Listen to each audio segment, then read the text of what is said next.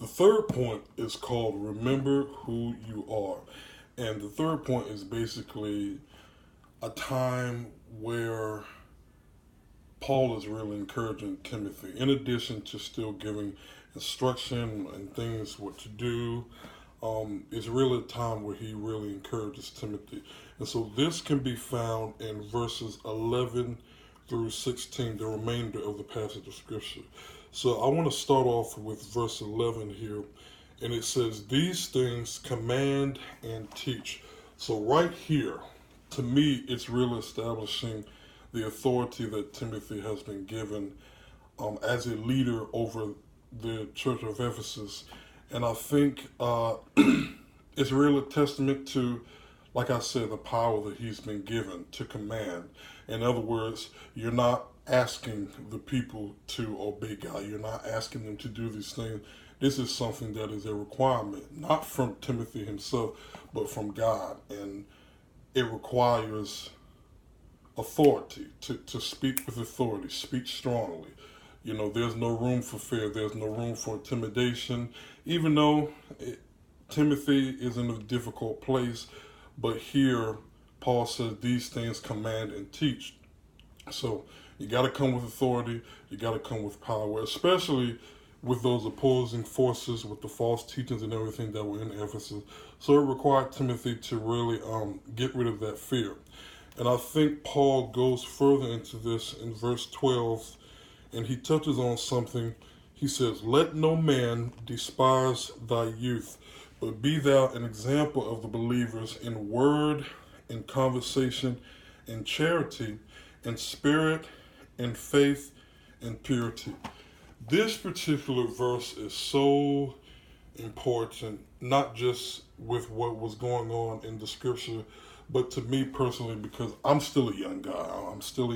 I'm only 26, and being in the position that I am, it's kind of difficult as far as people who are more seasoned, who are older, who've been in the church longer than I have, who've been in this walk with Christ longer than I have the tendency to really kind of tune their ears out to what I'm saying, simply because of my age. And I can only imagine what Timothy was going through, because he's been appointed leader over an entire church. Now, I've never been in that position, so I don't really know the totality of what he was feeling. But I can understand, as far as being a young guy in God and being given this kind of authority to lead people, to teach people, to preach to people.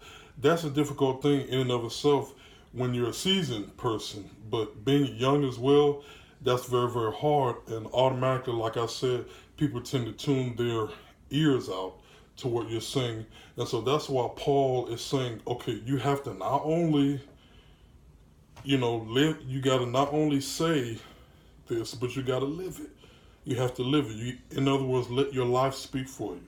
Let your work speak for you, because they're not even going to hear you just because you're young. So you have to live the life. You got to watch what you say. You got to watch what you do, watch where you go, all of these things. And it's hard, because when you're a young person, you're prone to make a young person's mistakes, And so that's pretty hard. And at this point, especially with Timothy, and again, I've been through this myself, it really requires you to buckle down. I mean, really, really buckle down and live that life for God, in order that people will really see that you're serious. And so, there we go. Verse 14 is the next verse that I really want to get into. It says, "Neglect not the gift that is in thee, which was given thee by prophecy, with the laying on of the hands of the presbytery."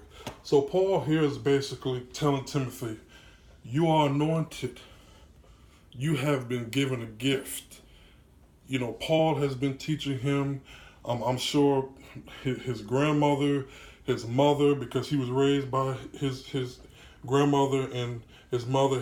His father wasn't really into the Christian lifestyle like his mother and his grandmother was. So they taught him to lay hands on him. And of course, he's like a son to Paul. And so Paul has been teaching him these things. And so Paul is basically telling him, don't neglect the gift. I know that it's fear. I know that you're afraid, but you cannot neglect the gift that is inside of you. Do not be afraid to use it. And I think one of the things with this is not just fear, but in particular, the fear of people not listening. Like I said, people tuning their ears out because he's a young guy. And not only that, but the fear of failure. The fear of failure is such a huge thing that I personally have dealt with in my own life, and it has kept me for a long time from really moving and doing what God really wants me to do. And I thank God I've been delivered, I've been set free, but that's a hard thing to get out of. And so I think, and sometimes, honestly, it may feel like it's kind of unfair a little bit because a lot of these gifts we don't ask for, they're just given to us. Like, for example, the gift of prophecy. I never did like the gift of prophecy.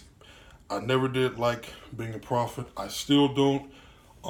It takes a lot out of me mentally, spiritually, and physically as well, because there are some things that God requires me to do that I'm just like, God, I don't know how in the world I'm going to be able to do that, and the things that he shows me and the things that he gives me to speak to people, it's such a heavy position.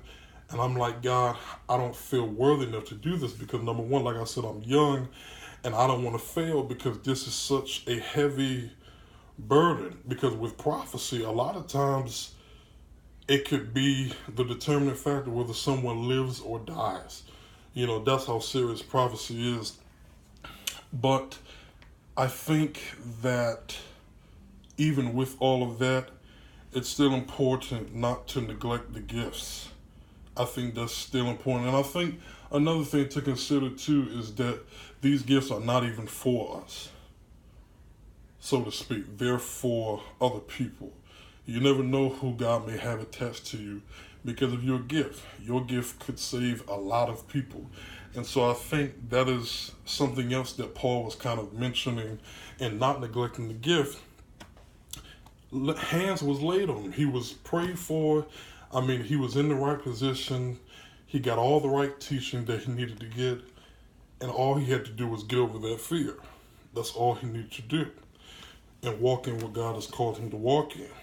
And the last verse that I really want to touch on is verse 16. And it says, "Take heed unto thyself and unto the doctrine. Continue in them. For in doing this, thou shalt both save thyself and them that hear thee." Now this right here is kind of I look at it as a warning. Because again, it's kind of summing up everything that Paul has told Timothy in this particular passage of scripture. And it's a warning to really say, okay, again, with everything that you preach, with everything that you teach, everything that you say, make sure that you live the life. Make sure that you live the life. It is very, very important because I think what a lot of us don't look at is preaching one thing and living something different. That is a form of false prophecy, whether we know it or not, because you could be preaching, and even though you could be preaching the right thing and living something completely different, whether people see that or not, whether people are able to correlate what you preach with what you say or not, at the end of the day, God sees it, and he sees it as a form of false prophecy. So, and that's why Paul says to save yourself and to save others. Saving others in that you don't want to lead them astray. You don't want to, because little do we know they're watching. They see this. I'm sure those people were watching Timothy, watching his every move, watching everything that he said. So it was important not to lead people astray. And in saving yourself, you stay out of trouble with God. And I've been in trouble with God before, and it is not a good feeling at all. And so I think that is the big takeaway from this third point is remembering who you are. Remember who you are. Remember how gifted and anointed you are. And once you remember that, walk in it. Don't just talk about it. Walk in it. Because if you talk about it and you walk in it, then people will see that. You won't have to prove yourself. You won't have to explain yourself to anybody, but they will see the God that is in you.